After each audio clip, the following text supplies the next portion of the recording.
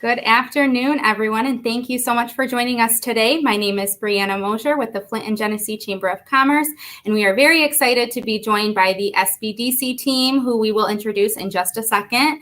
As a quick introduction to the topic we're going to be discussing today, we'll be reviewing seasonal considerations for restaurant owners, which the topic will drastically be driven by the announcement that was made yesterday. So if you missed that by chance, yesterday the Michigan Department of Health and Human Services announced a 3-week pause starting Wednesday, and this will require restaurants to transition from optional in-person dining experiences to strictly outdoor dining, takeout, and delivery. What will this look like for you as a restaurant owner? We're going to get into that. A lot of the discussion today will be driven by your questions, so please feel free to add them into the comment section at any time. And with that, I want to introduce my colleague here, Tyler Rossmessler. Tyler, tell us a little bit about yourself and what you'll be discussing later on. Hi, Bree. Thanks for having me. Tyler Rossmessler. I'm the Director of Economic Development. I'm an enjoyer of restaurants and have been eating my entire life. Today I'm going to be talking about the new Winterization Grant that the state of Michigan has partnered with the Small Business Association of Michigan. Frequent viewers may remember when we had an earlier conversation with the president of the Small Business Association of Michigan, Brian Calley, on this webinar. And so we'll be talking more about that, but excited for the conversation today. Yes, as colleagues here at the Flint and Genesee Chamber, I know I can speak for Tyler and myself when we can't stress enough the importance of our restaurants and the place that they make Flint and Genesee. You know, I think about my friends who come home and visit from out of state, and the first thing we do is plan out where we're going to eat when they come home, and we have to hit all of our favorite stops. So anything and everything that we can do for you, we are trying our best to do. So with that, I'm going to hand it over to our panel, Emily and Harry, to introduce themselves. And I see that we have Mark joining us here, so I'm going to go ahead and add him to the stream. Tyler, we'll see you a little later on, so thanks for being here. And Emily, I will start with you if you want to just introduce yourself, tell us a little bit about yourself, and then hop it over to one of your colleagues. Wonderful. Well, thank you so much for having us here. It really finding a platform to be able to share the services that the SBDC offers and our expertise is kind of what we wanted to bring to you today. And instead of us all just talking about what we're really good at talking about, we want to hear from you. And I am a hospitality consultant. I graduated from Michigan State University with a hospitality degree. I grew up here in the Midwest and worked in Palm Beach, Florida for quite some time. So I have extensive experience in restaurants and catering, in pop-ups, in food festivals, in looking at different revenue streams and how do you market and how do you establish community connections, collaborations, how do you identify who those collaborations should be with, and what does that partnership really look like, because you want it to be mutualistic on both ends. So there's so many opportunities out there right now through social media, through your purveyors that you work with, through your community team members and your leaders like the Genesee Chamber. I just think that it's a wonderful opportunity for us to be here today, and I am passionate about what I know, and I am excited to hopefully work with quite a few of you. I'm going to introduce Harry next and let Harry tell you a little bit about himself. Good afternoon, everybody, and thanks for the opportunity to be part of this panel. My name is Harry Blecker. I'm the Senior Business Consultant at the Small Business Development Center over at Kettering University, normally, but now obviously working from home. Looking forward for the opportunity to answer a bunch of questions and the full range of questions. I mean, I have a list here in front of me that includes from HR questions, marketing, finance and management, collaborations, business models, business operations and management, penalties, advocacy. All these topics are open for today's conversation. I've been at the Kettering SBDC office for 12, 13 years and been in part of the small business community for a long time in this area. So looking forward to the questions. And I believe next is on the list is going to be Mark Rideout. Thanks. Thanks, Harry, and good afternoon, everybody. My name is Mark Rideout. I'm the owner of a small human resources consulting business here in the Flint area. Our company name is Corporate Human Resource Solutions. We are currently contracting with the Michigan Small Business Development Center to provide human resources support for the I-69 trade corridor. I have over 35 years of experience in the business. Like Emily, I'm a graduate of Michigan State, go green. And we work with a wide variety of different clients throughout the region and also throughout the United States. When the pandemic hit, I was asked if I would help out and work with the Small Business Development Center and provide HR expertise. And so that's what I'm doing. So I'm anxious to hear your questions. And if you don't have any, we'll make them up for you. Thanks for introducing me, Harry. And I think I'll throw it back to Emily now. Yeah, thank you guys for joining us today. Emily, I'm going to go ahead and pull up your slides now, so just let me know when you're ready to transition to the next slide. We won't hold those Michigan State comments against you, but I will be back for Q&A in just a little bit. So if you hopped on a little bit late and you missed the beginning of this discussion, please feel free to drop your comments and questions into the comment box, whether it be on Facebook or YouTube at any time, and we'll address them shortly. Wonderful. Thank you. So this is just kind of housekeeping that I wanted to share. This is our panelist discussion about restaurant owners and our changes, our seasonal changes that we're experiencing right now. So we can go to the next slide. And the SBDC works with new business ventures. We work with existing clients, with growth companies, and advanced technology companies. So although today is specific to restaurants, if you do have any friends or loved ones that are business owners that may be needing services that are in an industry outside of hospitality, please do make sure they are connected with our wonderful group of specialists. Okay. The SBDC in Michigan offers services at a no-cost one-to-one business consulting. So today we just want to really introduce you to who we are, tell you about the services that we offer, answer questions, and then really schedule afterwards some one-on-one consulting because we understand that a lot of business is a very sensitive subject and you may not be open to discussing it today. So we want to make ourselves available to you. We also have some additional colleagues that we work with. So if it's an expertise that we may not fit into, we, I'm sure, can find someone who can help. We do business education. We have information-based planning through our secondary market research. And we also have technology commercialization here at the SBDC. Thank you. Go ahead. Again, we work with the small business teams, business growth teams. We also have export assistance teams and technology commercialization teams. So we are a wide variety of very specialized, very professional consultants that are here for you at no cost. Again, go ahead to the next slide. Our business education programs can be found at the sbdcmichigan.org training. You can read the topics there and go back through them as well. Go ahead. We are funded, so you may wonder how are these services offered for free? So we're funded through a cooperative agreement with the Small Business Administration of the U.S., so the SBA, the MEDC, so the Michigan Economic Development Corporation, and also matching funds from local network partners in each region. So we are part of the Kettering region, as Harry had mentioned, and we can take off the slides and start the questions. I'm excited to get into our discussion and have these two wonderful individuals here to be with us. So go ahead, Brianna. Perfect. So now is the time to add those questions into the chat box.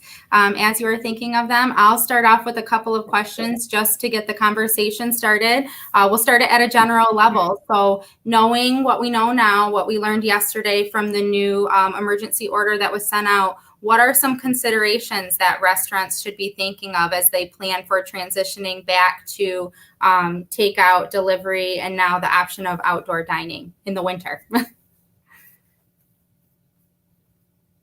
I will start. So great question. There is a lot to be considered. Definitely you want to stick around for the end of this podcast or the end of this presentation, because I know when Tyler comes back, the news that he has is going to be very, very valuable to many of us. There are a lot of different opportunities. So, you know, as far as delivery, takeout, curbside pickup, You really want to look at your online ordering platforms, make sure that you're able to be connected to your community members and make it as easy for them to reach out to you as possible. Your phone systems. I know that I have tried calling in the summertime when the weather's been beautiful and there's been outdoor dining, and I have received a busy signal over and over and over for about an hour until I finally just say, okay, I'm so hungry, I'm just going to go to the store and pick up my own things. So making sure that you're accessible to your clients and knowing the best way that they're going to want to reach out to you. So looking at those different platforms, and I think accessibility is going to be my key topic that I would pick. And I'll let the guys chime in. Yeah, I'll piggyback those thoughts, Emily, a little bit by also going back to what Tyler said a little bit. Now, organization here in Michigan called SBAM, Small Business Association Michigan, is going to be issuing a link to a platform that's got some grants for some outdoor services or equipment and tools on November 18th, I think at noon. So it's going to be interesting to see if that website can sustain itself during that time. But in the short interim time period that the new executive order is in place, or the health department order is in place for the next 3 weeks, there's also funding at the state of or at the SBA that's still locked up. And so, during the next few weeks, I would encourage restaurant owners, small business owners, to encourage them to contact their state and federal and local representatives about the PPP program, Payment Protection Plan program. There's still $135 billion to be used in that particular program. It's locked up right now, but to encourage folks to reach out to their representatives to unlock that money. That's a lot of money, and a lot of folks got money from it. And as part of that, don't forget that it looks like the feds might make anything under $50,000 go from a loan to a grant if it's used in a certain way. So, that's pretty cool. That might even go up to $150,000. So, so that's a program that you can, while we're waiting, I guess, is to advocate to your governmental representatives. So that's one thing. I'd also remind folks that in terms of financing, Huntington Bank has come out with a loan program too that's got fewer regulations, costs, etc. like that. Now it's a more straightforward loan program that Huntington Bank has offered, but again, they're recognizing the conditions under which small businesses are operating right now. So my specialty is finance and a little bit of strategic planning and paperwork. So if there are those things out there in front of you, just give us a call, Emily, Mark, myself, and others in our office. And just kind of a reminder, in Michigan, normally the SBDC has about 100 people, consultants all over the state. We're at 150 right now. So we've got a lot of expertise in a lot of areas, from retired business owners, CPAs, bank, business attorneys, etc. So reach out to us. Mark, you got anything? Yes, I want to piggyback on what Emily said at the very beginning about from a customer perspective, your business is really now dependent upon who answers that phone and whether that phone gets answered at all. And I will just say to you, that's a human resources issue.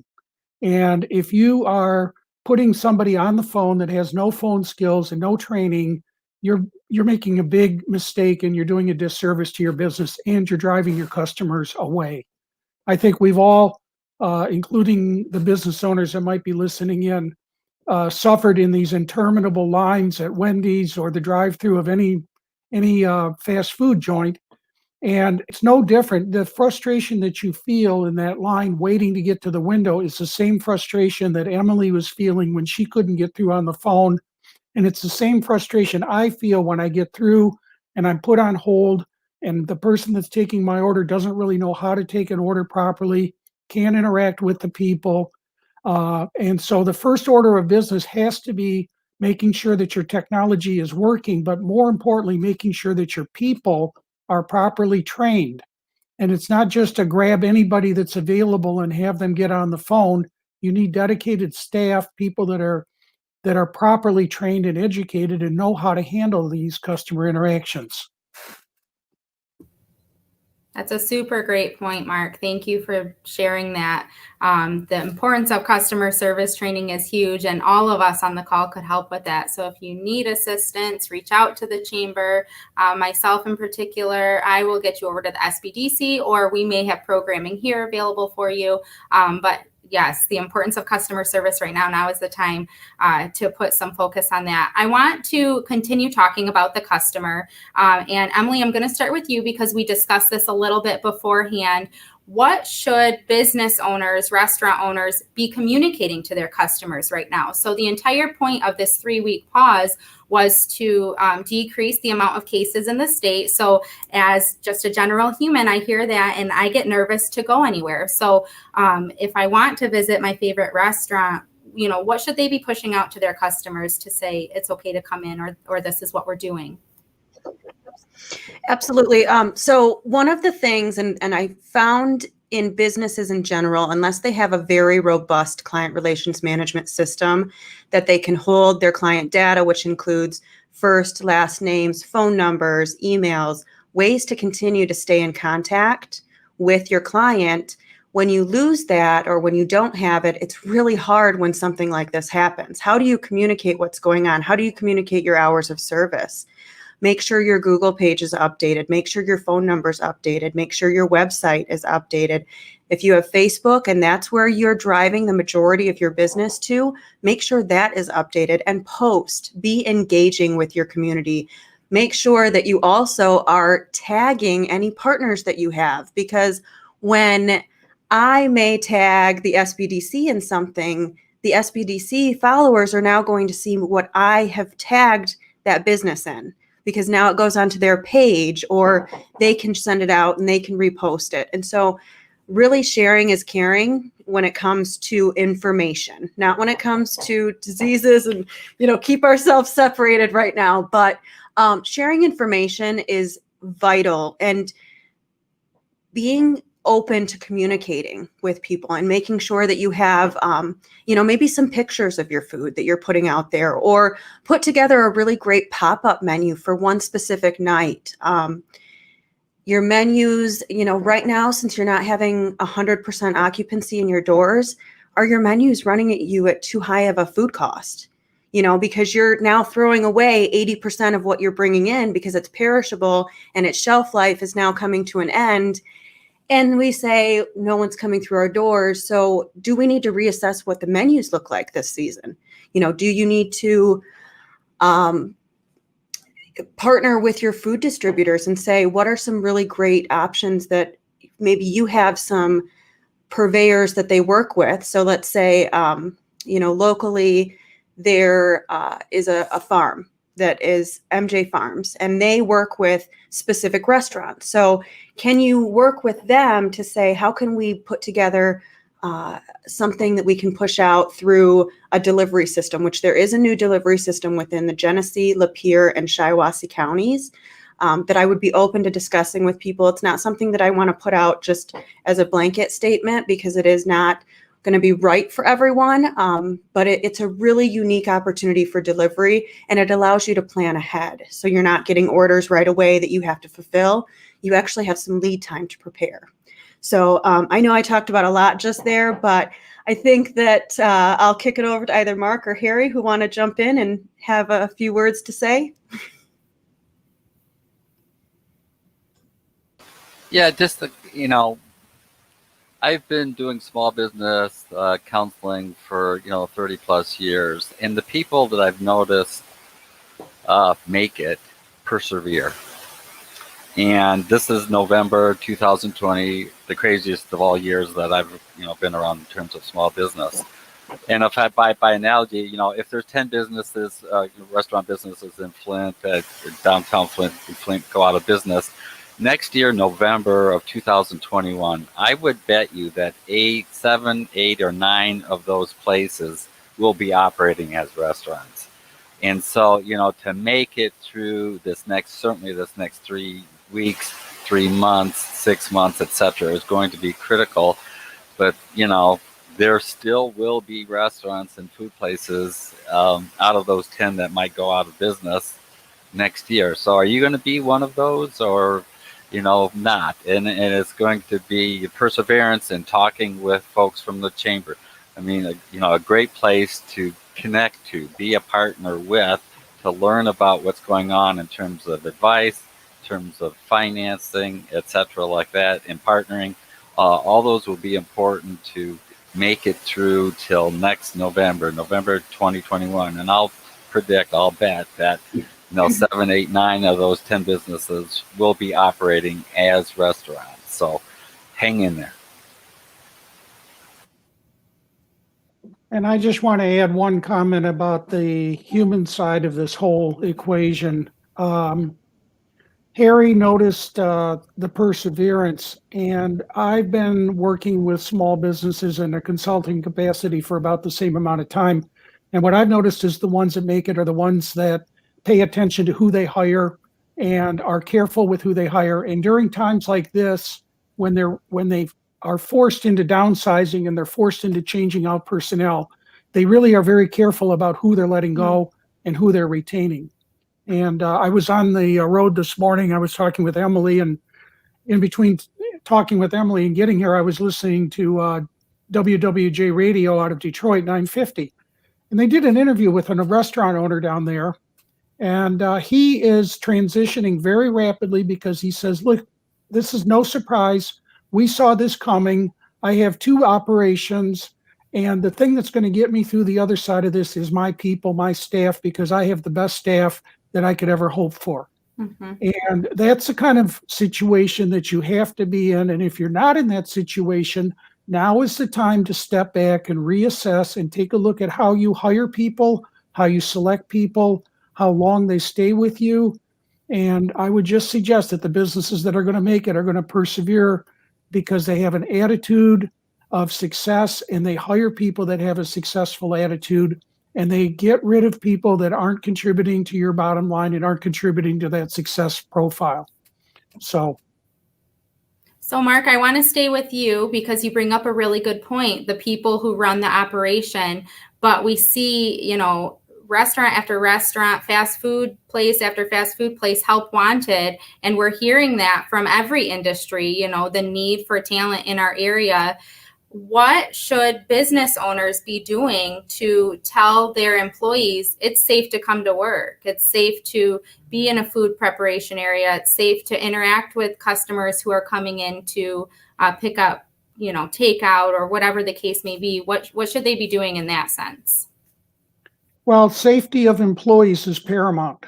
And if you have a belief system that says that the safety of my employees is just as important to me as if it were my own children, then you're probably going to be able to get your employees to come to work on a pretty regular basis. On the other hand, I was sharing this with Emily. I was at a restaurant this weekend with my wife down in the Warren area. Excuse me. And the first place we went into, they were absolutely above board, perfect. They had social distancing in place. Everybody was masked up, and we signed a logbook so they could do contact tracing if they needed to. And so that was from the customer standpoint. Then we went to another facility, no social distancing, overly crowded.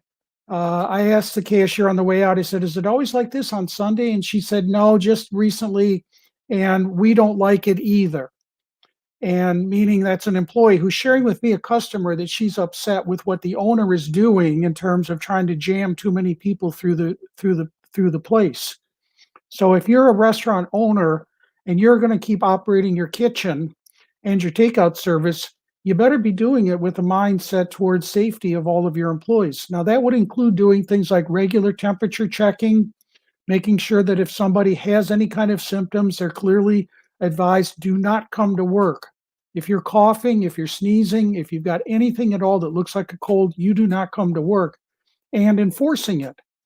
And the issue is simply that we get into this money versus safety. And if you are choosing money over safety, you're choosing the wrong choice, because you will not be in business in 2 years. You're going to be out of business. So that's the main thing from an employee standpoint. They want to be safe when they go to work. They don't want to bring COVID-19 home to their children or their grandparents or whoever they live with. Yeah. And just kind of like you said, that internal customer service, the way you treat your employees is going to directly translate into the external customer service and what they're sharing with the people who are walking through the door. So thank you so much for that, Mark. I have a question here, and this could be for either Mark or Harry. If I can't make payroll because I don't have customers, what should I do? And Harry, I know you talked on the paycheck protection a little bit already, but what would your guys' recommendation be for someone in that situation? Okay, the question is, how do you feel between the rock and the hard spot, right? Is that really what the question is? I don't have an easy button, answer for that. It does launch kind of from a place that Mark talked about is, you can get customers if they're going to feel safe when they come in, when they can come in. And again, for 3 weeks now, that will be the case. Right. Have we also seen some stories about vaccines recently? Are we all going to get them right away? No, we're not. But for those small businesses that can persevere till that time, I've seen and heard some stories from some of my clients at SBDC about they had a place down in the farmers market. They don't have the volume that they used to have there, but now all of a sudden they're starting to do some catering, partnering with some large institutions around town. Early, the hospitals, the higher ed still have lots of people. The banks still downtown have lots of folks and stuff like that. So to kind of develop and morph and evolve to a different model. And so we again, and again, I apologize. Today we got an hour to talk about 100 things, and we don't really have enough time to talk with you at depth. Please contact the SBDC over at Kettering, 762-9660. You get into things, Julie will call you back, then Julie will call me, and then Emily or Harry or Mark will get on the line with you, and we'll do a Zoom where we take a whole hour with you and your specific question. So I've seen, some models like that where you have to think about a slightly different business model for a time being to make ends meet, working with them at the back end. Because if you got a mortgage, if you have a lease, those folks want their money. And so early on in this pandemic, we were talking that's a strategy too. Again, come back to us, the SBDC folks, and we'll talk through a little bit more at length with you about that. I saw Emily had her hand up too. Yeah, I was going to say, I echo that if you don't have customers, you need to find additional revenue streams. And that may mean that your team members are actively becoming a part of making your business money by sharing on their social media what your post's doing, what are you serving, what are your specials, what are your pop-ups, because sitting and just saying, I don't have any customers, the most expensive piece of equipment in your restaurant is an empty seat. Yeah. So now we have an entire restaurant of empty seats. We need to be proactively going out and getting the business. And there are more than enough mouths to feed within the Genesee County, the Shiawassee County, the Lapeer County regions for our restaurants to continue to survive. We just need to shift and be able to do that. Yeah, and we've gotten the comment here, restaurant ambassadors. So your employees are your brand ambassadors. I would also encourage you to tap into your customer base. So if you have regulars that come in on a daily basis, make sure that they're sharing that information out too with their friends and family. That's a huge resource. And I just want to remind everyone who's listening in today, what's the cost for that one-on-one consulting again? It is absolutely zero, free. It's free. They'll hop on a Zoom with you one-on-one to go over this information. So yes, to reiterate Harry's point, we don't have much time to talk about a lot of things today, but please make the time to reach out to these individuals to get that consulting done for yourself. I can't believe that. That's free. I just want to make a comment about the payroll. If you can't make payroll, you have to not have your employees working because you're obligated to pay them. And so if these employees are employees, that's one thing. If they're family members, well, then that's a different thing entirely. And again, if I don't know who's asking the question, but If you need any one-on-one consulting on that, please contact us and we'll be happy to provide it. Mm-hmm. So, yeah, Harry, go ahead. Yeah, just something else. People are still eating, like Tyler. He still eats, 3 times a day, 4 times a day, something like that. So where has this money gone? The money has gone to grocery stores and supermarkets and stuff like that. So, there's still an opportunity, I think, because the basic market is still there. People have to eat. So you have to be able to tell a story about why, coming to me through a takeout or pickup and stuff like this can work for you. Because that demand is still there. Nothing about that has changed. It's just shifted. And so people get tired of that, preparing food at home, etc., like this, and they need to get out of the house, even if it's for just some pickup. That's my job in my household. So, coming up with a storytelling that you need to kind of position yourself vis-a-vis the grocery store or supermarket, I think, Emily certainly can help you with that language. Yeah. And speaking of shifting, Emily, this might be a question for you. How do we shift our servers? So like you said, that most important piece of hardware in your restaurant is that empty seat, the most expensive. The servers are the ones providing service to them. So with people not in the restaurant, not in those seats, what do our servers do for the next 3 weeks? Absolutely. That is something that businesses should look at, maybe the skill sets of the people who you have in the business, because not everyone who is in a restaurant waiting tables aspires to be a waitress or a waiter or someone who is serving. Mm-hmm. So talking to your team and communicating with them and maybe just getting to know them a little bit better. And there might be a whiz that is a social media powerhouse that you have that's just been waiting tables that you had no clue that they had that opportunity or that experience. Or maybe you have someone who says, I want to drive independently as a delivery driver, definitely looking at HR for that and what that would look like. But, shifting to have servers become that presence that is now out in the community, bringing the food to drop off catering or whatever it might be. There's definitely transition pivots.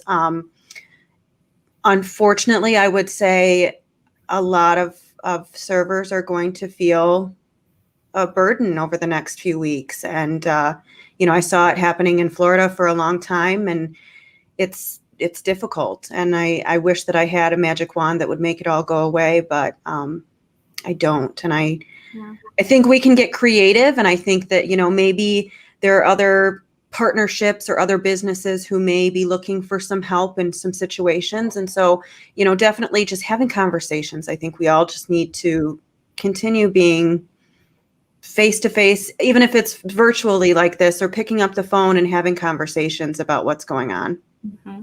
And for those watching, it's totally your personal preference. And I don't know if it's taboo to say, but please tip your servers when you pick up your takeout order. I have a lot of friends and family who work in the restaurant industry, and they're relying on those tips when they don't have the tables to serve. So if they provided you great service, if they were great on the phone, like we've been hearing about, leave them a tip, and please remember to support your local this holiday season and in the next few weeks. So we've got a couple of questions here that I want to get back to. We spoke a little bit about building relationships with larger institutions. What tips do you guys have on building relationships? So if I'm a small restaurant and I don't know how to start that conversation, where do I start? I can speak from the Chamber's perspective. We'd love to help you make a connection. So reach out to our team here and we can, help you work through that. But, what do you guys have to say on that? I agree. I think that getting connected with your Chamber of Commerce, your economic development partnerships, your groups of service, your Kiwanis groups, your Rotary groups, the people who, even nonprofits, just get involved with people, because those conversations lead to more connections and more introductions. And everyone understands how difficult it has been for all of the restaurant owners. There's no one who would deny that over the past few months, it has been the most tumultuous and difficult for businesses who were required to shut down. And now we have this, that it's not complete 100% shutdown, but pivoting into a new position. And so I just think picking up the phone, going to search and find an email and telling your story, like Harry said, and really being honest right now and being vulnerable to the fact that your business needs the support to survive. And it's okay to feel that way. And it's okay to project that to the community because everyone understands it. And so, you know, creating a pop-up night that would be a fun catering event, you know, like a fun festive focusing on mangoes, you know, just for an example, it doesn't have to be this totally new thing that you create. It just has to be remaining relevant to your communities and letting them know that you're there and that you need them because they need you. Mm-hmm. Absolutely. And Mr. Prince, I see your comment here. How do I contact for support? We will update the video recording on Facebook and YouTube to include all of this information on how to connect with us, how to connect with the SBDC team if you want some of that one-on-one consulting. If you're watching and you received that personal invite email, we will follow up with the recording link and all of that information. So it'll be everywhere, and you can feel free to reach out to us directly here at the Chamber for additional help. I cannot believe how fast time is flying by. It is already 2:40. And like we've already said, we had very little time to talk through a lot of the things we wanted to talk through. But I know one of the things that's going to be top of mind for everyone is the winterization. We talked a little bit about the winterization grant early on, but I'm going to go ahead and bring back Tyler. He's going to share a couple of resources, and then we can have a little bit more group discussion on those resources, what winterization even looks like for a restaurant or a small business. So let me go ahead and cue him up. Tyler, Hi. Welcome back. Let me just get your slides ready to go here. Give us a little bit of information on what you're going to be talking about today. Great. Thanks. This was great conversation. And I really, I like how you said it, Bree. What was the cost of that one-on-one consulting? It's no cost. Mm-hmm. It's a great resource you all provide. And we're thankful for the SBDC. So today we want to just quickly talk about the winterization grants that are becoming available on a first come, first served basis starting on November 18th. Today is the 16th. Tomorrow's the 17th. Wednesday is the 18th. And at noon, you can apply for this $1,000 to $10,000 grant. The purpose of this grant is to help businesses winterize, get ready for the impending winter, to be outside because of the new restrictions, obviously, but also just because of the benefits that come from being outside when it and not spreading COVID. So who's eligible?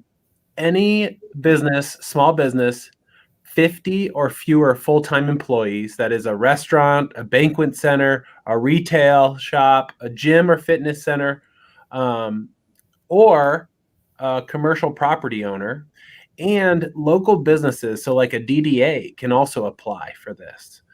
And the real quick comment on 50 full-time. So if you have a restaurant that has 55 employees, but half of those 55 or 20 of those 55 are part-time, you're going to likely be under the full-time equivalent standard of 50 or more. So you just have to have 50 or fewer full-time employees to be eligible. And in one of those areas, gyms, retail stores, banquet centers, restaurants, or even small towns, local governments. And how can you use this money? You can use this money to do winterization. So it's temporary structures like igloos and tents outside, portable heaters, dividers, outdoor furniture, outdoor cooking ware, divider, plexiglass, and electronic menu access upgrades necessary. So anything to encourage your customers to be outside.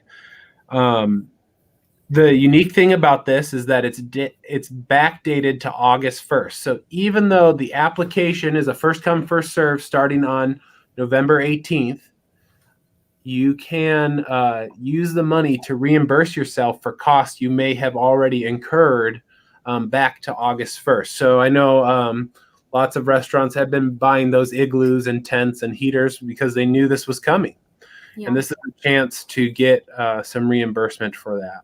So number 3 right here on the slide that you have up, Bree, submit your application November 18th at 12 o'clock noon Eastern Standard Time, mywintergrants.org. mywintergrants.org is the place to be.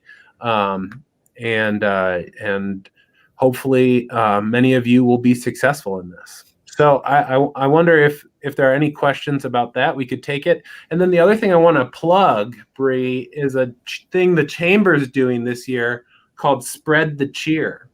And this is a buy local campaign where we want to encourage people to buy local. But the way we're doing that is offering $500 for a sweepstakes. It's a sweepstakes, and the winners will get $500 for nominating their favorite local independently owned business, and that business that they nominated will get $1,000.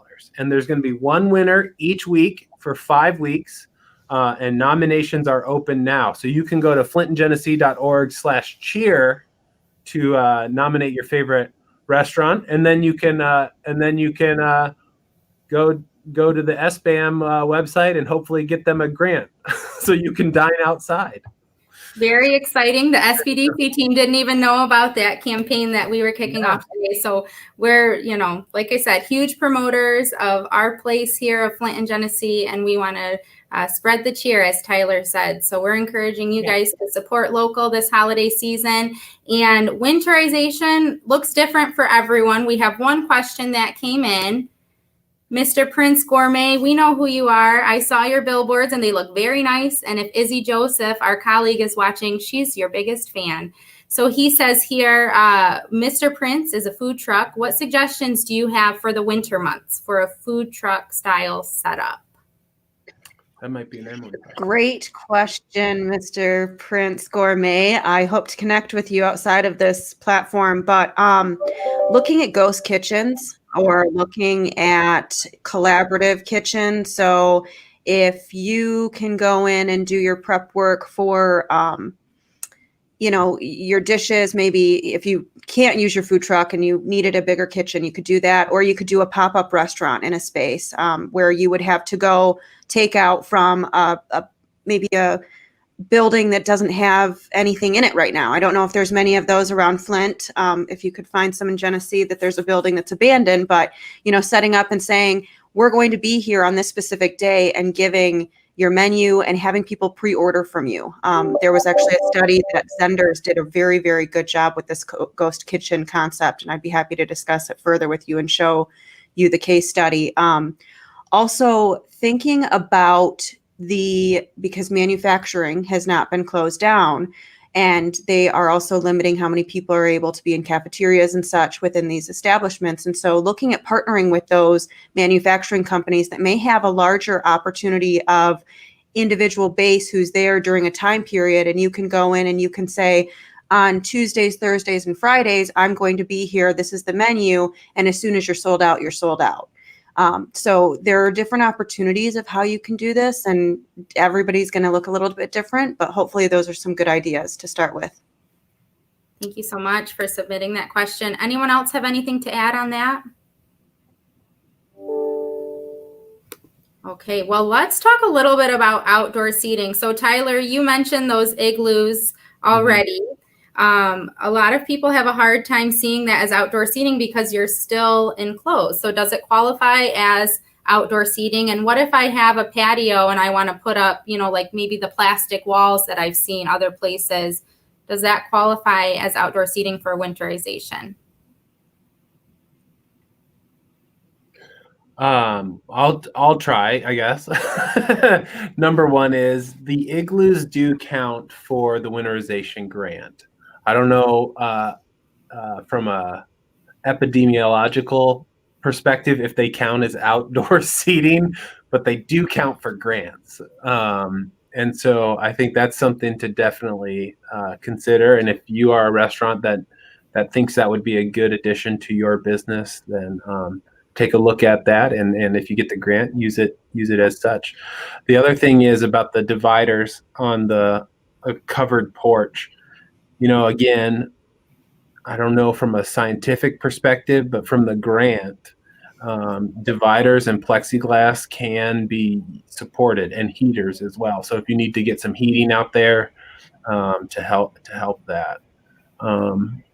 So I think, just from the studies I've been hearing and the things they've been talking about with the igloos, if it's one family, a household going into the igloo, that's an opportunity for the business to, serve that family. And so you could have multiple igloos and multiple families. And so that would keep people pretty safe. So take a look at the winterization grant. Mm-hmm. Great. Okay, so we had one clarifying question that came in about the spread the cheer sweepstakes. That is applicable to Genesee County only. Is that correct, Tyler? The business has to be in Genesee County, correct? But this is a local program. Mm-hmm. Yeah, regardless of what county you're in, we still want to encourage you to shop local.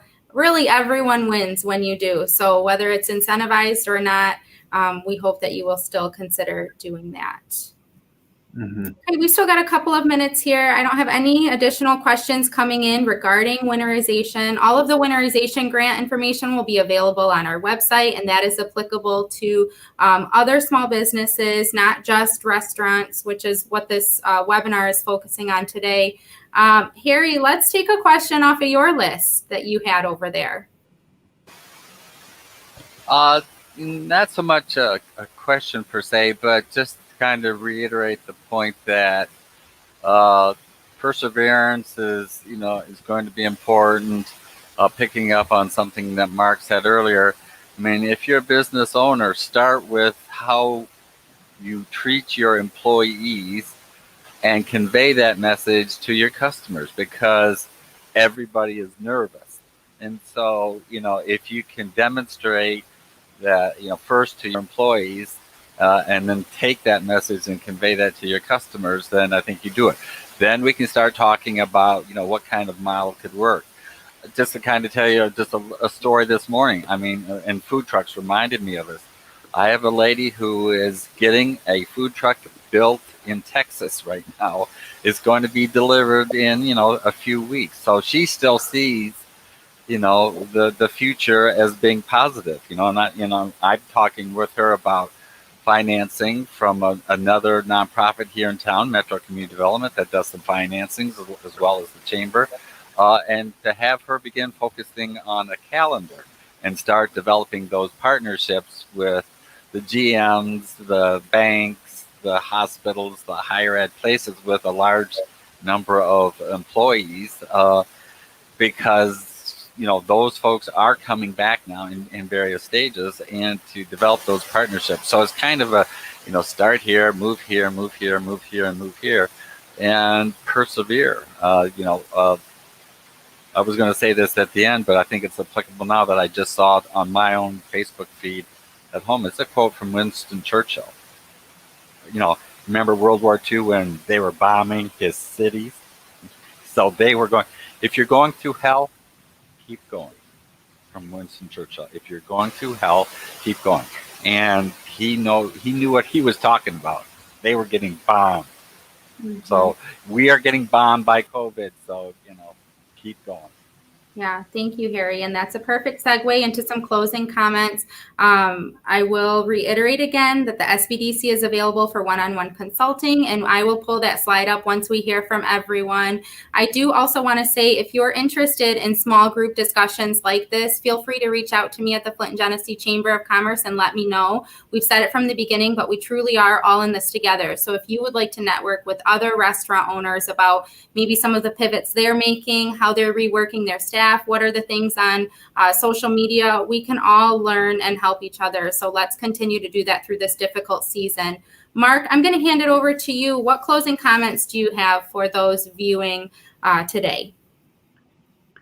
I just want to reiterate again, the safety of your employees has got to be the number one issue that you're facing in the next few weeks. And the businesses that are going to make it are the ones that have been taking this seriously, will continue to take this seriously, and will be able to look forward and plan a model that's going to run them until probably Easter time of next year. So I know you don't want to think, we want to think in 3-week terms, but I really think that we need to think in terms of how are you going to survive Thanksgiving, Christmas, Valentine's Day, all the regular holidays that you have busy times. You got to have a model ready now for those busy times. Maybe you can pivot right now for Thanksgiving. Maybe you can get those turkey dinners ready to go, because guess what? We aren't going out to restaurants to eat turkey dinner, but we still got to cook turkey. And I am the worst turkey cook in the world. And give me $135 turkey dinner ready to go. I'm happy with that. And I know that turkey don't cost $135. Mark is ready to support local. So if you will be providing takeout Thanksgiving dinner, he's your man. Yep. Send me your email. I want your promo right now. Awesome. Thank you. Emily, what closing comments do you have for the group today? Don't give up. Your community wants you to succeed. They want you to be here in the spring and in the summer to be able to go back outdoors when it's beautiful and end up coming back into your beautiful spaces that you've created and the wonderful hospitality of you and your team. So times are tough, but you have a team of people who are here to help you too. So stay communicating with all of your community and remain positive and try to approach things with grace as best possible. Absolutely. Tyler, closing comments from you? If you're going through hell, just keep going. And then apply for the Winterization Grant on November 18th at miwintergrant.org. Harry, you touched on this at the beginning, but I'm going to pop this one up here too. And Tyler, it's for you as well. Prospects of more government assistance on the horizon. So we've talked about a couple of resources that are here right now. What's to come? Do we even know? I'll start off, like I mentioned at the beginning, from the first CARES Act, they still have $135 billion. It's held up right now. And so call your legislators, state, local, federal, et cetera, like that, and encourage them to pass and release them. That's a lot. That's a lot of money. And like I said, under $50,000, the loans we're converting to grants under certain conditions, and it's going to be most of them. So that's going to happen. I really kind of foresee that the state of Michigan, Genesee County, the large foundations and towns will probably step up, and corporations are going to step up again. My foundation, Consumers Energy Foundation, put some money into the community through the Chamber of Commerce. Everybody sign up for the Chamber's Facebook page, website, so that you can, have into your Facebook, the dump of the information and stuff like that, so you can get it really fast and really easy. So keep on people, advocate on behalf, your industry groups, typically through the Chamber of Commerce is going to be one of your best advocates for getting additional assistance financially from the government, from foundations, from corporations. I believe it will happen, so keep your ear to the ground. Yeah, we're talking about larger institutions stepping up, but we need to step up as individuals too. So again, friendly reminder to support local this holiday season. And if times are tough for you, which I totally understand they are for a lot of people right now, reconsider the way that you're supporting local. Give your favorite restaurant a review on Facebook, on Yelp, on Google.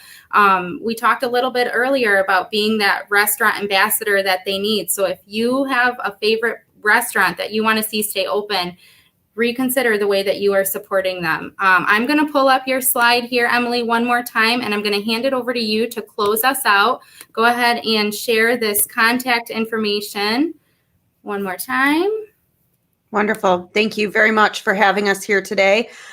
We won't be doing a webinar evaluation today unless the Chamber wants to send anything out, but we do hope to hear from you.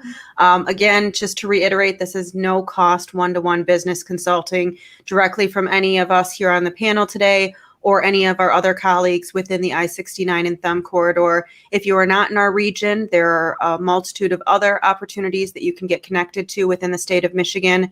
And then we also have our education programs and our training. So we do have memberships with restaurantowners.com. We have some really nice state and local services that are also available right now. So we do encourage you to please continue having conversations with us and reach out, because again, my key topic today is communicating and having conversations. So I look forward to hopefully hearing from some of you. All right, thank you so much. And like I said earlier, we'll make sure to get all of that information added to Facebook, to the YouTube description for this video recording. I want to thank our panel of speakers and my colleague Tyler here for joining me today. We will see you guys next time. If you have questions following this presentation or you watch the recording of the webinar, feel free to leave them in the chat. We'll be monitoring those over the next few days, and we will get back to you with a response as soon as we have one. Thanks, everyone. Thank you.